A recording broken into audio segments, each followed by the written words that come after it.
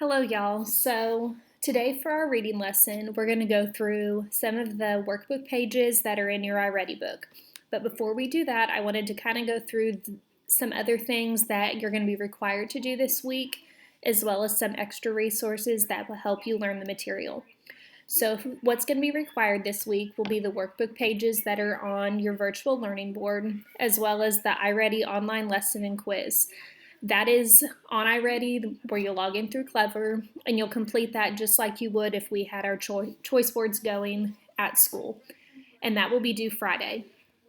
We're going to go through the workbook pages today, but when you and your teacher have your Zoom conference on Friday, that would be a great time to go through any questions that you have about the workbook pages that you're going to do on your own. Some of the extra activities that you can do that will help you understand poetry a little bit more if you need it. You have 2 videos. One of them is on Brain Pop, one of them is on Flocabulary, and both of those links are in Canvas for you. On the Brain Pop, if you scroll down underneath the video, there's some other activities that you could do to help you out. And then on Flocabulary, I know there's the vocabulary cards and then like a lyric studio that you can go through that as well. Also on Canvas, there's a poetic form PowerPoint that you can go through that will just get you familiar with the vocabulary terms that you will need to know to be able to understand poetry. Okay, so today for our lesson, what we're going to do, we're going to go through some of these workbook pages together so that you can see how you find different aspects of the structure of a poem. If you'll go ahead and get out your iReady reading book and open up to page 145, I'll kind of give you a rundown of which pages you're going to work with me today, and then which pages you're going to be responsible for finishing on your own this week. So today, together, we're going to go through pages 145 to 149. And then after today, you're going to be responsible for finishing pages 150 to 152 by yourself. Those are the independent practice pages that are at the end of each lesson.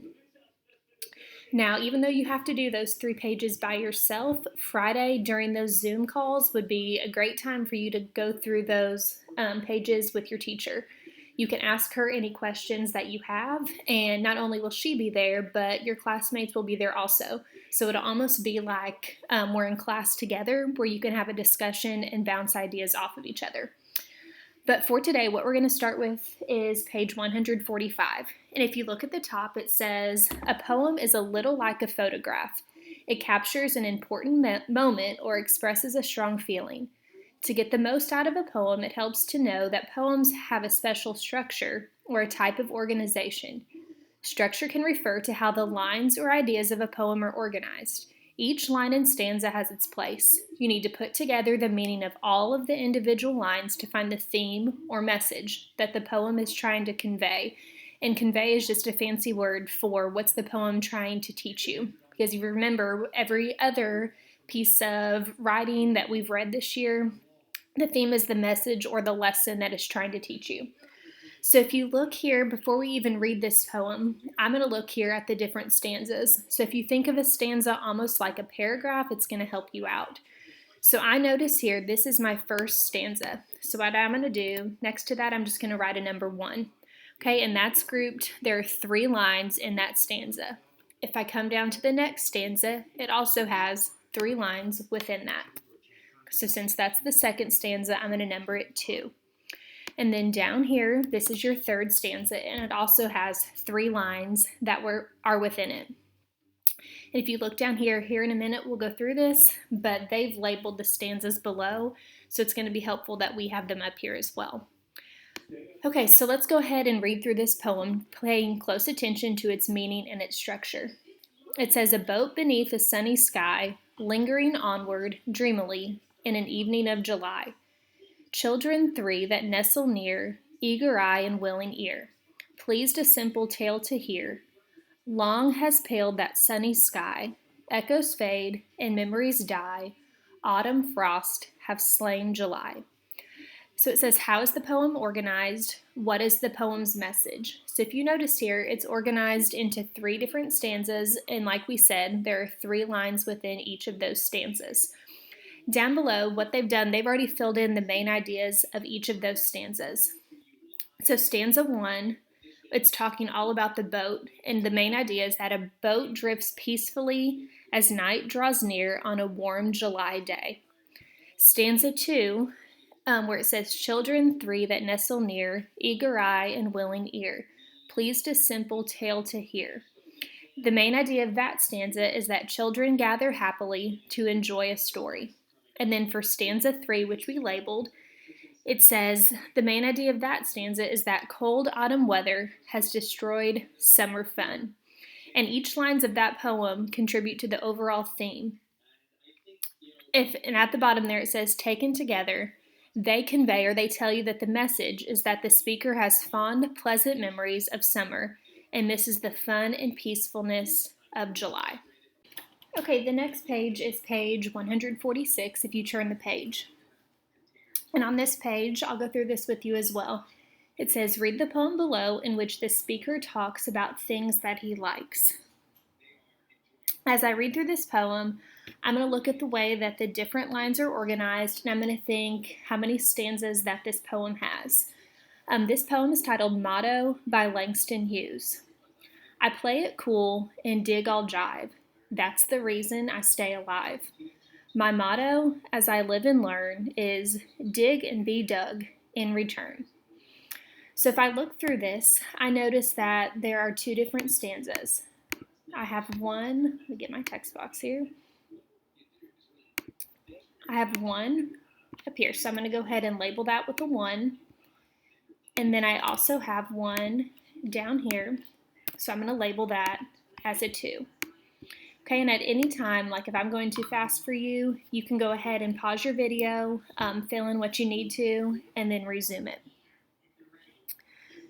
So in each of these stanzas, each one has its own main idea. So if you look here at the bottom, the chart below, they've already done stanza 1 for you, where it says, I play it cool and dig all jive. That's the reason I stay alive. So down below here next to that, they have said that the main idea of stanza 1 is that being relaxed and getting along with people is the key to life.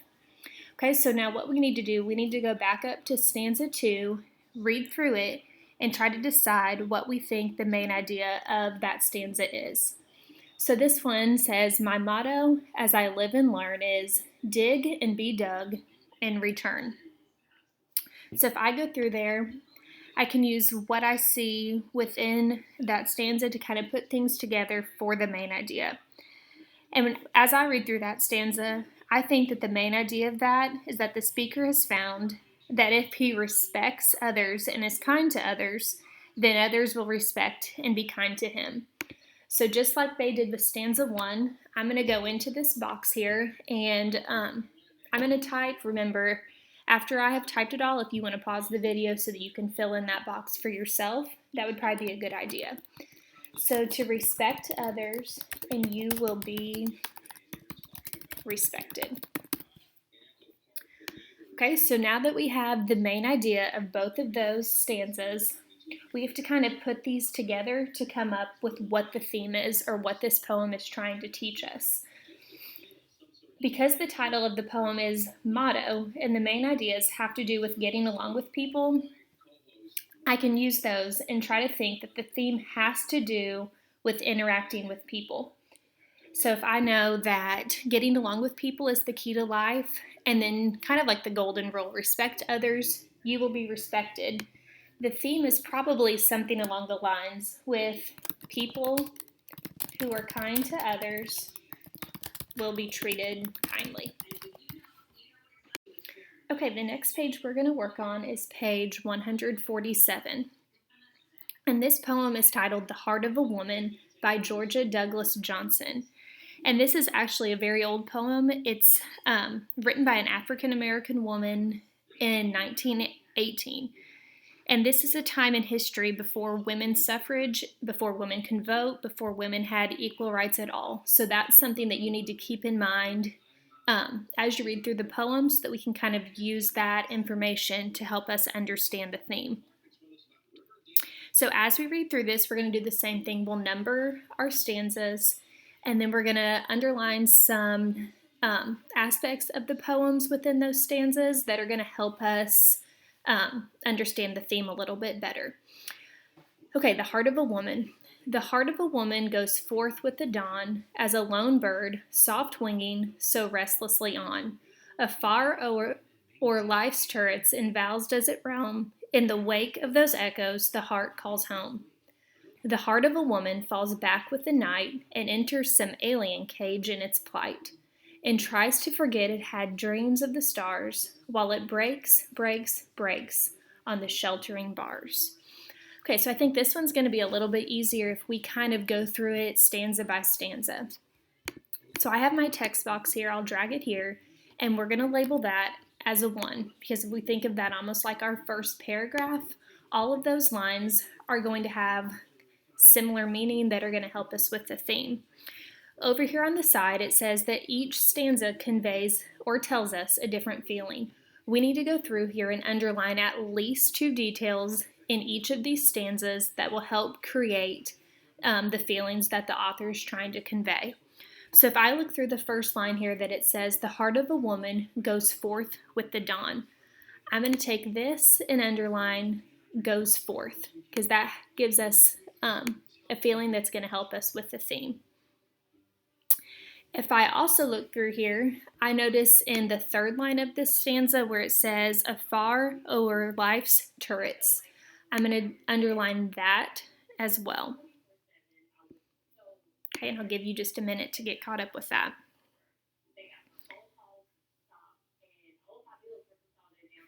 Okay, so if we kind of break up that first stanza and read through it, that stanza really does tell us that the speaker feels lonely and restless, while the details in this second stanza are going to tell us something different.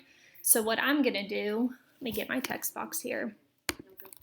I'm going to just draw one over here so that I have what that first stanza is trying to tell us. I'm going to just jot something down here.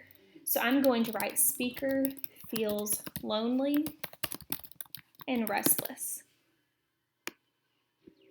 Okay, and I've got that right next to that stanza so that I can use that information here in a minute to help me out.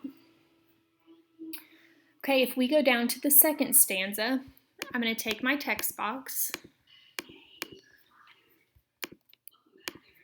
Okay, and I'm going to label this as a 2. And we're going to do the same thing that we did in stanza 1. We need to underline 2 items from this stanza that help us understand the feelings that the author is trying to convey. So if I look through the first line here, I'm going to take this and underline where it says falls back. Okay, the second item that I think I could underline would be this where it says enters some alien cage. Okay, because alien cage isn't something that you say every day. That's trying to be used to convey some sort of feeling. Okay, so we're going to also do the same thing. So over here on the side, I'm going to type in, and then you can write what this second stanza is trying to teach us. So we had the first stanza that the speaker feels lonely and restless, but the second stanza is telling us that the speaker is feeling, I would say, unfulfilled with herself. So speaker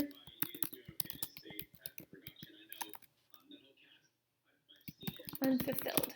Okay, and I'll give you a minute to catch up with that also.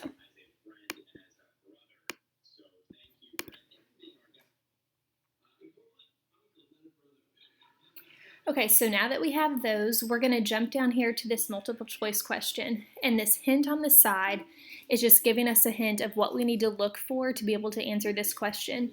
So it says, reread the first stanza. What message do the first and second lines suggest? So the only thing we're going to be focusing on really are going to be this first line that starts with the heart, and then the second line that says, as a lone bird. Okay, so I'm going to go ahead and read the whole stanza, but we're just going to focus on those first 2 lines. The heart of a woman goes forth with the dawn, as a lone bird, soft winging so restlessly on. Afar o'er life's turrets and valves does it roam. In the wake of those echoes, the heart calls home. Okay, so those first two lines there, we have to decide which of these options here, A through D, are going to help us describe the theme or central message of this poem. Okay, so if I look here at this, A is probably not going to be the right answer because in the first stanza we can see that the first stanza compares the heart to a bird, soft winging so restlessly on. This conveys that something is frail and not strong. But if I look at B, it says, the heart of a woman is restless and often feels trapped. And over here on the side, we wrote that the speaker feels lonely and restless. So I think that could be the answer, but I'm going to go ahead and look at C and D just to make sure that they aren't a better choice. If I look at C, it says, the heart of a woman is happy and free to dream of the stars. And what I've already written here is that the speaker feels lonely, restless, and unfulfilled. So I really don't think that C is going to be it because it doesn't suggest that the woman is very happy. And letter D, it says the heart of a woman is dark and dreary like the night sky. Only the second stanza conveys dark images like the sky where it talks about the stars. So I don't think D is it. So what I'm going to do, I definitely think B is it, especially since I have restless next to my first stanza there. Okay, the last two pages we're going to complete are the pages on 148 and 149. And for page 148, what they're wanting us to do is kind of a closed reading. So we're going to read through this first and then answer some of the questions that are over here on the left. This poem is titled, I Sit by the Fire and Think. I sit by the fire and think of all that I have seen, of meadow flowers and butterflies in summers that have been, of yellow leaves and gossamer in autumns that there were, with morning mist and silver sun and wind upon my hair. I sit beside the fire and think of how the world will be when winter comes without a spring that I shall ever see. For there are still so many things that I have never seen. In every wood and every spring there is a different green. I sit beside the fire and think of people long ago, and people who will see a world that I shall never know. But all the while I sit and think of times there were before. I listen for returning feet and voices at the door. Okay, so over here on the side, the study buddy says the speaker mentions the passage of time, which may be a clue about the poem's theme. I'll look for words in each stanza that relate to time and may contribute to the theme. Okay, so like we know, this right here is going to be our first stanza. This is our second stanza. And what we need to do is the same thing that we've done. We've got to use all of these lines to try to piece things together to figure out what the theme of this poem is. So right here, this first box where it says closed reading, it says the speaker repeats the phrase, I sit beside the fire and think of, in the first stanza. Underline words in the first stanza that explain what time frames the speaker is thinking about. So if we look through there, I see the word summers. That is a time frame. So I'm going to take my underline tool and underline the word summers, because when you think of summer, there's a specific time frame. So you have specific months out of the year that go along with that word. Okay, in the line after that, I see autumns, which is like fall, and that's the same thing. That's a specific time out of the year with specific months that you can close your eyes and visualize what's going on during that time. Okay, so that takes care of our first stanza there. In the second stanza, it says the speaker begins the second stanza with thoughts about the future. Circle the phrase that shows how the speaker feels about the future at the beginning of the stanza. Okay, so we need something just from this stanza, and they tell us it's at the beginning, that shows how this speaker feels about the future. So if I look through there, I see, for still there are so many things that I have never seen. In every wood In every spring, there is a different green. I think that right there is what they're looking for. So I'm going to take my circle tool and I'm going to, or circle where it says, in every spring, there is a different green. Okay, and I'm going to give you time that you can go through and do that. Okay, and as you're finishing those things up, some questions I have for you. It says, how can you tell that the speaker of the poem is an older person? Okay, so as I go through here, I can see that the speaker says, I think of all I have seen, in summers that have been, in autumns that there were. So that tells me that that person has experienced things in life, and that they're an older person because they have seen a lot of different things in their years that they've been alive. Okay, what does the speaker recall seeing in his lifetime? So if you look, it says that the speaker can remember seeing meadow flowers, butterflies, yellow leaves.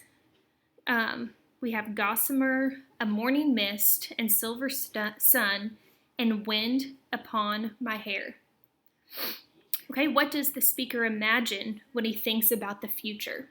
So that's going to be here in our second stanza. So the speaker is imagining the future. He imagines what the world will be like after he has passed away. Okay, so I think that takes care of that first page there. That helps us kind of understand what this poem is trying to tell us. If we go to the next page, page 149, this is where all of our questions are going to come from. Okay, so we're going to look over here on the left for the hints. That's going to help us decide what we need to look for to help us out. So for question 1, which best describes the first stanza? That is our question. And the hint says, which choice describes the speaker's thoughts in the opening and closing lines of the first stanza? So if I go back, which yours is just on the left there, this stanza, it says, I sit beside the fire and think of all that I have seen, of meadow flowers and butterflies in summers that have been, of yellow leaves and gossamer in autumns that there were, with morning mist and silver sun and wind upon my hair. I sit beside the fire and think of how the world will be when winter comes, without a spring that I shall ever see. Okay, so as you go through there, this speaker is talking about things that he has seen in the beginning. But near the end, he's wondering what it's going to be like in the future. It says, without a spring that I shall ever see. So if I go through my questions, I think that probably the best answer is going to be answer C, because the speaker thinks about the past and wonders about what the future is going to be like. So I'm going to go ahead on that one and circle letter C. Okay, for number 2, how does the idea of time contribute to the poem's structure? So if we go through here, letter A says the speaker thinks about the past and then the future, and at the end, he returns to the present. Answer B, the speaker first thinks about what will happen in the future, wonders about the present, and then the past. C, the speaker thinks about the present autumn, then wonders what winter without spring will be like. And then letter D, the speaker recalls sitting by the fire during his youth and remembers the sound of feet and voices. Okay, so our hint over here says, which sentence in the second stanza best describes the speaker's thought process from the start of the poem to the end? Okay, so if we go through this one, we have letter A here, and that is the speaker's thinking of people long ago, people who will see a world that I shall never see, and listens for returning feet and voices. Okay, so I think that probably is going to be a pretty good choice, but let's go ahead and look at answer B as well. Okay, letter B, this one is not going to be correct. The speaker thinks of all I have seen, which is the past. So he's not thinking about the future first. Letter C is also going to be incorrect. The speaker thinks of autumns that were, not present autumn, but autumn that would be in the past. And then letter D, the speaker recalls sitting by the fire during his youth and remembers the sound of feet and voices.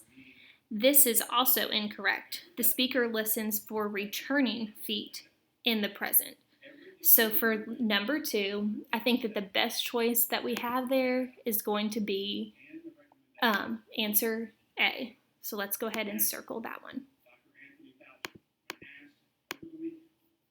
Okay, the last question we have here is question 3, where we're going to actually have to write our response in our books. This question says, state the theme of the poem, give at least one example of a sentence from the poem that develops the poem's theme.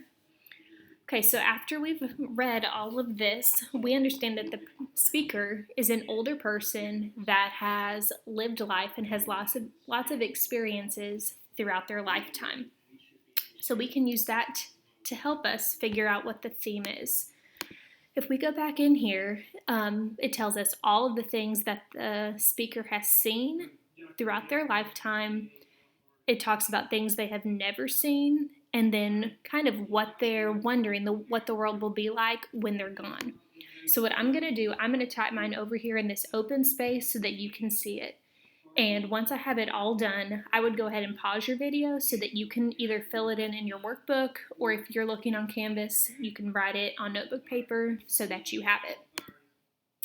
Okay, so over here on the left, we have to decide what the theme of the poem is, and we have to pull a line from the poem that helps us to understand the theme. So as I'm reading through this, I know the person is an older individual. So as we get older and we approach, remember the author was talking about all the different seasons at the beginning too.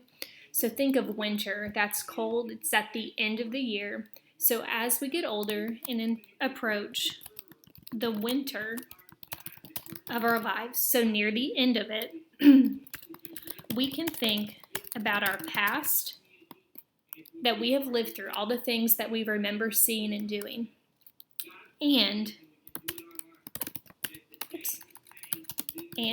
about a future we may not see. Okay, and if we go back in our poem here, the final sentence relates to this theme right here, because the speaker seems to decide to focus on the past, where he says times that were before, and the feet and voices that are in the present. So I'm going to go ahead and add that to this as well. The final sentence relates to this theme because the speaker seems to decide, oops, this is why you look while you type, seems to decide to focus on the past. And in parentheses, I'm going to go ahead and put what it says in the text, times that were before, and the feet and voices, oops, in the present. Okay, and right now, if I were you, I would pause the video so that you can get all of that written down before I move on to the next item. Okay, so if you have all of that down, that kind of takes care of the workbook pages for this week. I know that was a lot, but poetry is sometimes really hard for all of us, teachers included, to go through and read the poem, analyze what the author's telling us, and then trying to figure out what the theme of the poems are. So your responsibility for the rest of the week is to finish pages 150 to 152. And that just has one poem, and then you just have, let's see, there are 4 questions that you have to answer based on that poem. That's going to look really similar to those standards mastery that we were doing before we got out for spring break. So the workbook pages that we've done today will help you out a lot. Remember, go ahead and finish pages 150 to 152 the best that you can. If you have questions as you're going through it, maybe write a question mark next to the number of the question that you have. That way you can ask your teacher on Friday when you Zoom. If you have any questions or anything, remember you can contact your teacher on Canvas. Your parents can send them a message on Remind. Remember, there are some links on Canvas for the 2 videos that would help you out as well. We're here for y'all. If you need anything at all, let us know.